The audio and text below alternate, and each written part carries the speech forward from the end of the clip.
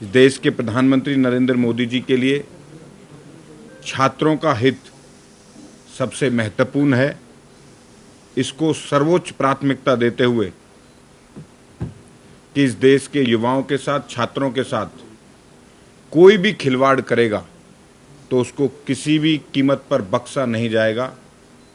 आज इस देश के माननीय प्रधानमंत्री नरेंद्र मोदी जी ने पेपर लीक पर दोषियों को कड़ी से कड़ी सजा मिले और फास्ट ट्रैक कोर्ट का गठन किया जाए, इस संबंध में सभी को निर्देश जारी किए हैं।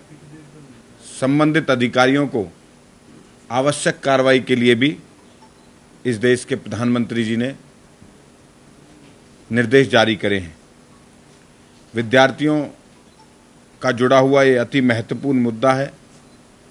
इसकी श्रृंखला में एक महत्वपूर्ण कदम माननीय प्रधानमंत्री जी ने उठाया है कि फास्ट ट्रैक कोर्ट्स का गठन करके इस मुद्दे को और तेज गति से जो भी दोषी हो उनको सजा मिले। साथियों, लेकिन बड़े दुखद विषय है कि इस देश के विपक्ष के नेता राहुल गांधी छात्रों पर राजनीति करना चाहते हैं। छात्रों के समाधान के लिए लगातार एनडीए की सरकार मोदी जी के नेतृत्व में लगातार कह रही है कि नीट पर सदन में चर्चा हो, और छात्र और युवा भी चाहते हैं कि इस महत्वपूर्ण मुद्दे पर सदन में चर्चा होनी चाहिए।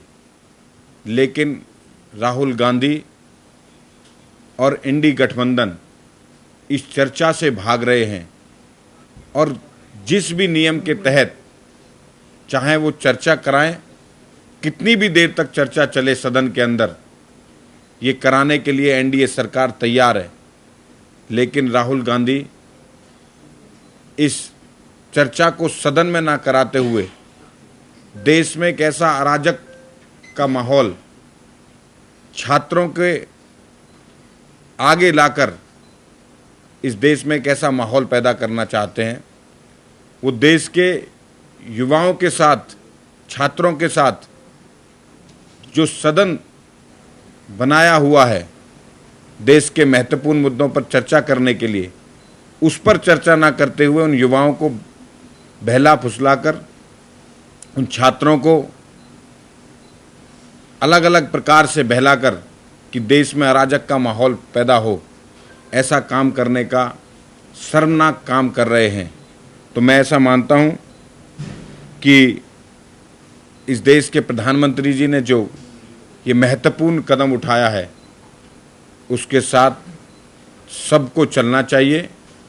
युवाओं पर, छात्रों पर राजनीति नहीं होनी चाहिए। राजनीति के अलग अलग मुद्दे और भी हैं, लेकिन ये देश के भविष्य का सवाल है। सदन में कोई सुझाव आते हैं तो उन सुझाव पर काम करने के लिए तैयार हैं। मोदी जी का संकल्प है कि पेपर लीक सिस्टम को खत्म किया जाए। पिछले महीने 3 परीक्षाएं भी लीक प्रूफ तरीके से कराई गई हैं।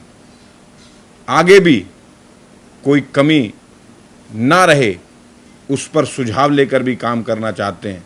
लेकिन कांग्रेस पार्टी, राहुल गांधी, इंडी गठबंधन इस पर राजनीतिकरण कर रहा है।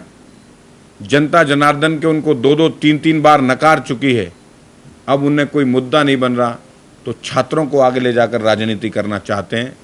तो मुझे लगता है कि वो जो सदन का प्लेटफॉर्म है उसको ना करते हुए युवाओं को बरगलाने का काम, बहलाने का काम, फुसलाकर किसी भी प्रकार से माहौल खराब हो। उनकी सरकारों में भी बहुत बार पेपर लीक हुए लेकिन कोई एक्शन नहीं हुआ। ये मोदी सरकार है। अगर इसमें किसी भी प्रकार की कोई इस प्रकार की कोई हरकत होगी तो उस पर कड़ी से कड़ी कार्रवाई होगी, कड़ी से कड़ी सजा मिलेगी और जल्दी से जल्दी इस पर कार्रवाई के लिए फास्ट ट्रैक कोर्ट्स का गठन किया गया है। आज इस महत्वपूर्ण मुद्दे पर जो राहुल गांधी राजनीति कर रहे हैं, ये बड़ा दुर्भाग्यपूर्ण है। ये राजनीति युवाओं के भविष्य के लिए उनको ये बात को सोचना चाहिए। हम इस बात को उनको ये भी ध्यान में रखना चाहिए कि उनके समय पर शिक्षा का बजट 8,222.25 करोड़ रुपए था। आज मोदी सरकार ने शिक्षा के बजट को भी बढ़ाकर 1,39,000 करोड़ रुपए किया है। एम्स बने हों, IIT बने हों, ऐसे बहुत सारे शिक्षण संस्थान, चाहे वो स्किलिंग का मुद्दा हो, युवाओं से हर मुद्दे पर इस देश के प्रधानमंत्री जी ने आगे बढ़ाने के लिए, युवाओं को मजबूत करने के लिए, युवाओं को 2047 में भारत दुनिया की सबसे शक्तिशाली बने, ऐसा विजन युवाओं के सामने रखकर इस भारत को हर क्षेत्र में मजबूत करने का काम कर रहे हैं।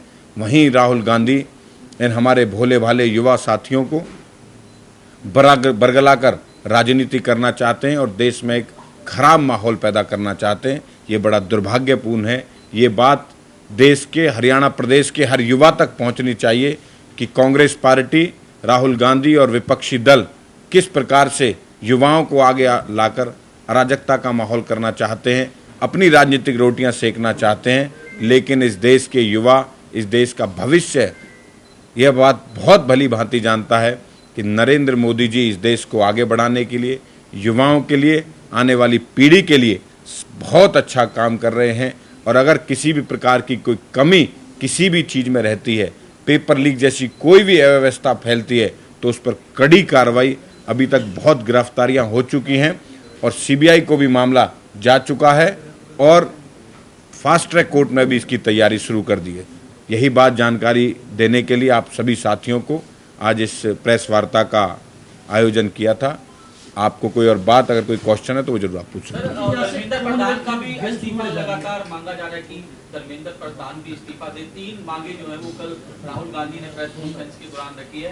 एक तो जो छात्रों पर लाठीचार्ज हुआ, उस पर जो लाठीचार्ज करने वाले जो दिल्ली पुलिस के कर्मचारी थे उन पर कार्रवाई होनी चाहिए। दूसरा, प्रधानमंत्री माफी मांगे। तीसरा, धर्मेंद्र प्रधान का इस्तीफा जो है वो लगातार यही मांग कर रहे हैं कि उनका इस्तीफा जो है वो होना चाहिए। हम पहले ही बता चुके हैं, छात्र कभी भी असामाजिक नहीं हो सकता। इस कांग्रेस पार्टी, विपक्षी दल असामाजिक तत्वों को वहां लाकर देश के युवाओं को, छात्रों को बदनाम करने का काम कर रहे हैं। वो ये चाहते हैं कि देश में अराजकता का माहौल फैले। मैं सोशल मीडिया पर देख रहा था किस प्रकार से गैंगस्टर्स भी उस आंदोलन में शामिल हो रहे हैं। ये कांग्रेस पार्टी की सोची समझी साजिश है कि भोले भाले युवाओं को बरगलाकर उन असामाजिक तत्वों को अंदर प्रवेश कराकर वो किस प्रकार से पुलिस पर लाठियां, पत्थर और किस प्रकार की भाषा का इस्तेमाल कर रहे हैं कि नेपाल बनाएंगे, बांग्लादेश बनाएंगे। वो छात्र नहीं हो सकते। इस देश का युवा, इस देश का छात्र राष्ट्रवादी है, राष्ट्र को सर्वप्रथम रखते हुए आगे चलने वाला छात्र है। जी, ये सरकार ने जो अभी गंभीरता दिखाई दे रही है, इसमें कोई विलंब नहीं हुआ, कोई लेट नहीं किया सरकार ने? पहले भी इसकी बहुत सारी गिरफ्तारियां हो चुकी थी और इस पर सरकार लगातार संवेदनशीलता के साथ काम कर रही है। ये युवाओं के भविष्य का सवाल है और आने वाले समय पर इस प्रकार की चीजें ना हो, उसका सरकार काम कर रही थी। और इसी बीच में कांग्रेस पार्टी और विपक्षी दल हो राजनीति करते हुए इस देश में अराजकता का माहौल पैदा करना चाहते हैं। पेपर जो लीक हुआ था वो कहीं ना कहीं जो नेशनल टेस्टिंग एजेंसी NTA है उसकी नाकामी थी कहीं ना कहीं। इसका पूरा स्ट्रक्चर बहुत कमजोर है। स्टाफ के नाम के ऊपर मात्र 20 कर्मचारी परमानेंट हैं। सारे पेपर बाहर जो है वो पब्लिक प्रिंट करवाए जाते हैं। तो आपको लगता है कि NTA का भी फॉर्मेट सरकार बदले? जो भी कमी रही है सरकार उसको फुल प्रूफ तरीके से काम कर रही है।